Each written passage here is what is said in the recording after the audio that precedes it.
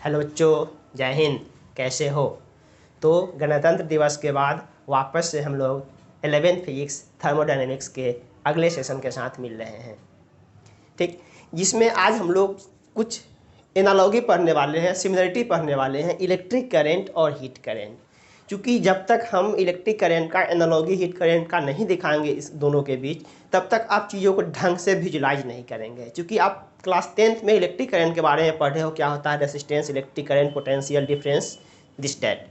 अब ये heat current मतलब कंडक्शन के थ्रू जो हीट फ्लो होता है एक रॉड में, कंडक्शन के थ्रू अगर हीट फ्लो होता है तो उसका इलेक्ट्रिकल एनालॉजी अगर आप समझ ले तो पूरी क्वेश्चंस करंट, इलेक्ट्रिसिटी में पोटेंशियल डिफरेंस दिया हुआ, करंट निकालना, वोल्टेज निकालना, किसी पर्टिकुलर पॉइंट का वोल्टेज निकालना, किसी पर्टिकुलर सर्किट में करंट निकालना, ये सब चीज़ आप जानते हो और उसी का एनालॉजी करके सारे क्वेश्चंस को कर सकते हो थर्मो का। तो उसके लिए ज़रा समझेंगे क्या है।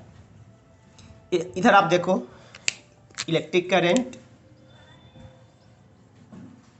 इलेक्ट्रिक करंट, और इधर है अपने पास हीट करंट।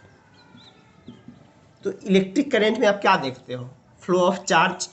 इधर अपने पास क्या है? Flow of charge. यहाँ है flow of heat, flow of heat. यहाँ इलेक्ट्रिक करंट आई क्या होता है? Charge flow per unit time. तो यहाँ हीट करंट जिसको क्यू डॉट बोलते हो वो क्या होता है? Heat flow per unit time. मतलब यहाँ पर हम कह रहे हैं चार्ज फ्लो बाय टाइम, तो यहाँ पर हो रहा है हीट फ्लो बाय टाइम। जैसे मान लो यहाँ पर एक कोई पोटेंशियल है V1, यहाँ का पोटेंशियल है V2 और V1 ज़्यादा है V2 से। यहाँ पर कहें if V1 greater than V2, then यहाँ से एक करंट फ्लो करेगा जिसमें V1 माइनस V2 को क्या बोल रहे हो? V1 माइनस V2, ये क्या है? Potential difference. Potential difference. R क्या है? Electric resistance. Electric resistance. I क्या है? Electric current. तो यहाँ पर अपने पास रिलेशन क्या निकलता है? Delta V is equal to I into R। तो यहाँ से अगर I निकालना पड़े तो delta V by R means V1 minus V2 by R। ये एनालॉजी हम देख पा रहे हैं इलेक्ट्रिकल में। अब यहाँ देखो हीट फ्लो। अब यहाँ पर मान लो मेरे पास एक रॉड है जिसका area of cross section A है, लेंथ L है, इधर का टेम्परेचर T2 है, इधर का टेम्परेचर T1 है, और कह रहे हैं कि T1 T2 से ज़्यादा है। मतलब हीट कैसे फ्लो करेंगे? ऐसे फ्लो करेगा। तो यहाँ पर T1 माइनस T2, यहाँ पर V1 माइनस V2 क्या हो रहा है? Potential difference. और इस पोटेंशियल के डिफरेंस के कारण करंट फ्लो हो रहा है। कौन सा? Electric current. यहाँ पर T1 माइनस T2 क्या है? Temperature difference. T1 minus T2 क्या है?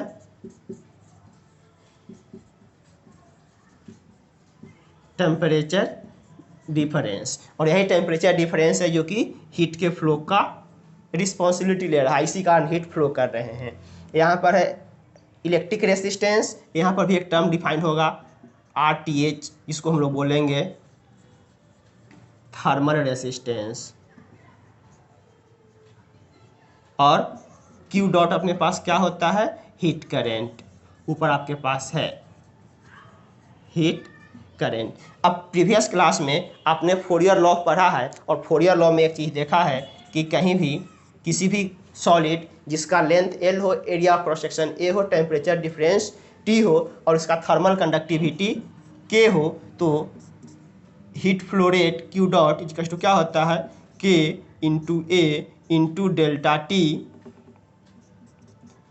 T by L। इन चीज़ों को थोड़ा सा हम आगे बढ़ा दूँ तो Q dot is equal to delta T को ऐसे लिख सकते हैं T1 माइनस T2, तो T1 माइनस T2 ऊपर डेल्टा टी की जगह पर T1 minus T2 divided by L, और इसको उठा के तीसरे बट्टा में डाल दो ए के, तो T1 minus T2 divided by L by A K, L by A के।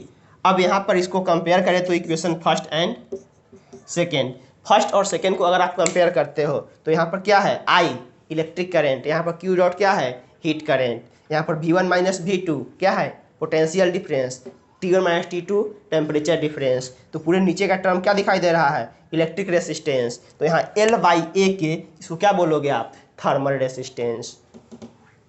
Hair L by A K is called thermal resistance. ये क्या है थर्मल रेसिस्टेंस।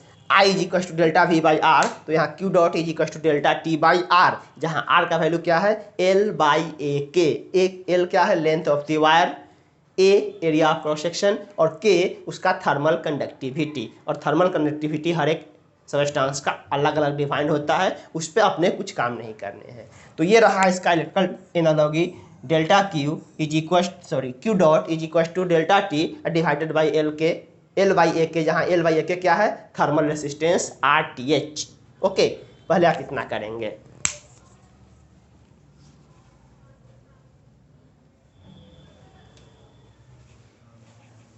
अब देखेंगे कि इसका बेनिफिट क्या है, कैसे हम इलेक्ट्रिकल एनालॉजी पर काम करके सारे क्वेश्चंस कर सकते हैं।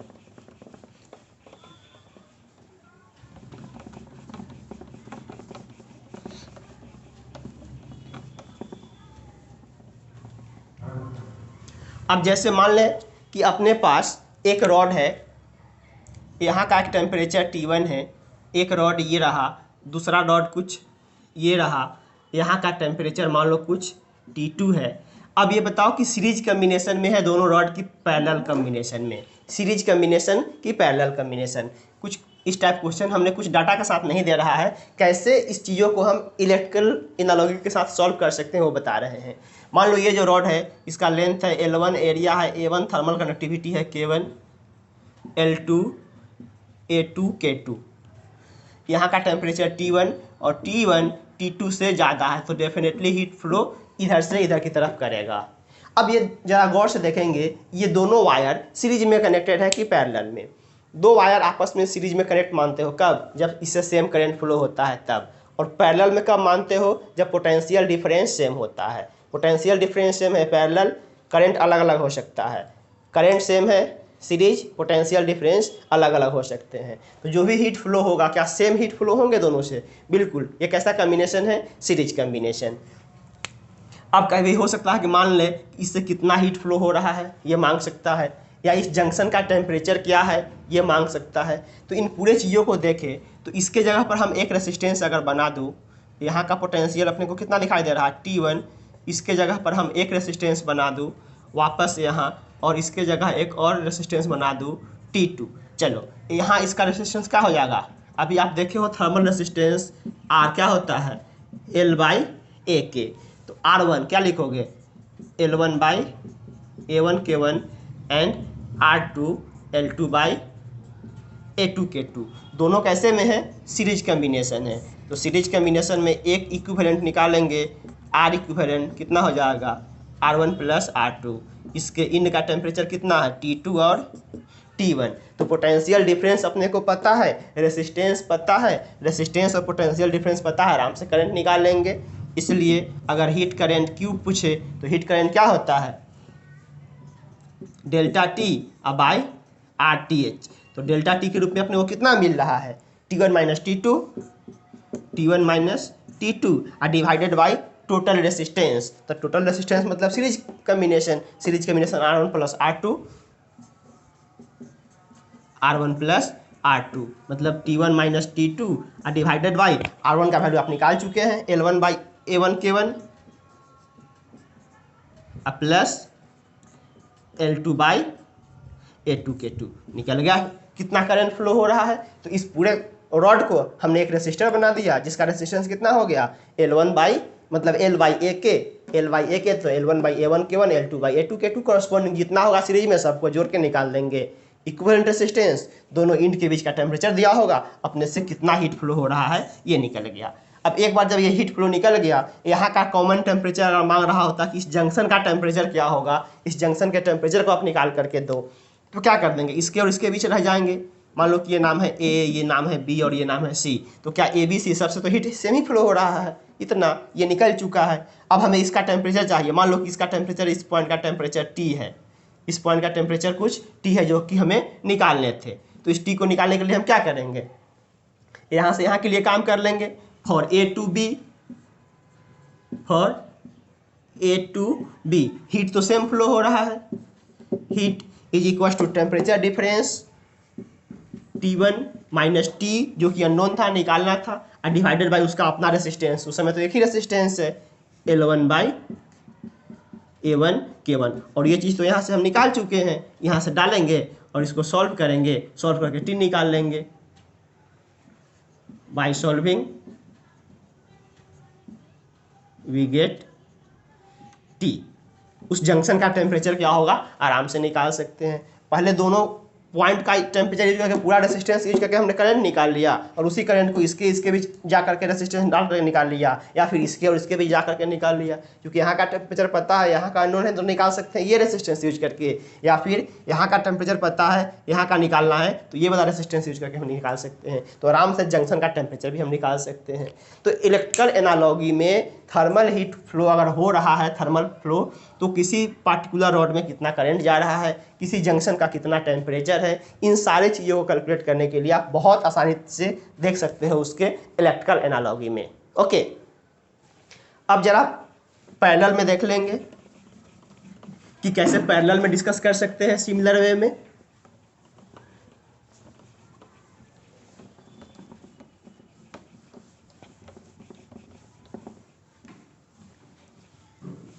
दो रेसिस्टर आपस में पैरेलल में कब होते हैं, जब उसके बीच का पोटेंशियल डिफरेंस सेम होता है। पोटेंशियल डिफरेंस सेम होता है, करंट अलग अलग फ्लो करते हैं, तो यहाँ पर क्या होगा, टेम्परेचर डिफरेंस सेम होगा और हीट फ्लो अलग अलग करेगा।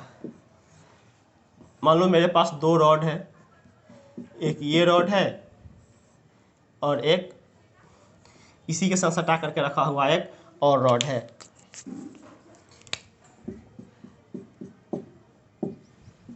इस तरफ का टेम्परेचर T2 है, इस तरफ का टेम्परेचर T1 है। T1 ज़्यादा है T2 से, T1 ज़्यादा है T2 से। तो इस केस में अपने को अगर निकालना हो कि इससे कितना हीट फ्लो करेगा, या फिर इसका कुछ भी वैल्यू अगर निकाले तो कॉरस्पॉन्डिंग कैसे काम करेंगे। अब जरा देख लो, इसका लेंथ L1 है, एरिया A1 है, और चूँकि दोनों का लेंथ तो सेम ही है तो L पर कर देते हैं, L है, A1 है, K1 है, इसका L है, A2 है, K2 है। अब इस दोनों को हम अगर इलेक्ट्रिकल एनालॉजी में डालें तो अपने को क्या दिखाई देगा, यहाँ का टेम्परेचर T1, दो रेसिस्टेंस पैरेलल में लगा हुआ है,